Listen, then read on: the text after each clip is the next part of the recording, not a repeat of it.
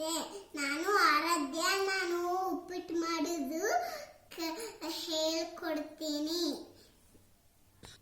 ಉಪ್ಪಿಟ್ಟು ಮಾಡುವ ಸಾಮಗ್ರಿಗಳು: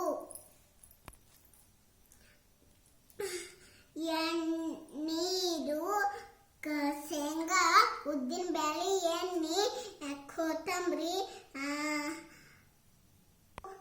ಟೊಮೆಟೊ, ಈರುಳ್ಳಿ, ಲಿಂಬೆಹಣ್ಣು, ಮೆಣಸಿನಕಾಯಿ, ರವೆ ಮತ್ತೆ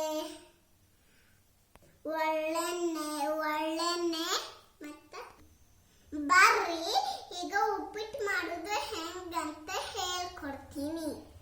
ಇದು ಮೊದಲು ರವೆಗೆ ಕೈಯಾಡಿಸಿ ಎಲ್ಲ ಫ್ರೈ ಮಾಡಿ ಸೈಡಿಗೆ ಇಟ್ಕೋಬೇಕು. ಎಣ್ಣೆ, ಸಾಸಿವೆ, ಜೀರಿಗೆ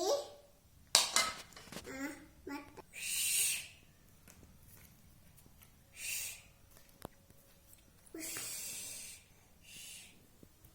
ಇವೆಲ್ಲವೂ ಹಾಕಿ ಚೆನ್ನಾಗಿ ಫ್ರೈ ಮಾಡಿ.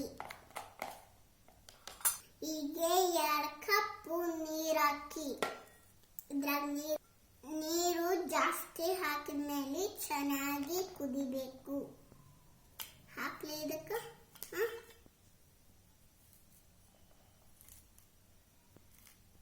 ಕೈಯಾಡಿಸಿ ಮುಚ್ಚಿ ಬಿಡಬೇಕು. ಅದು ಚೆನ್ನಾಗಿ ಕುದಿಯುತ್ತಾ ಇದೆ. ಕುದಿಯೋ ಮಟ್ಟ ನಾವು ಚೆನ್ನಾಗಿ ಹೇಳ್ತೀನಿ.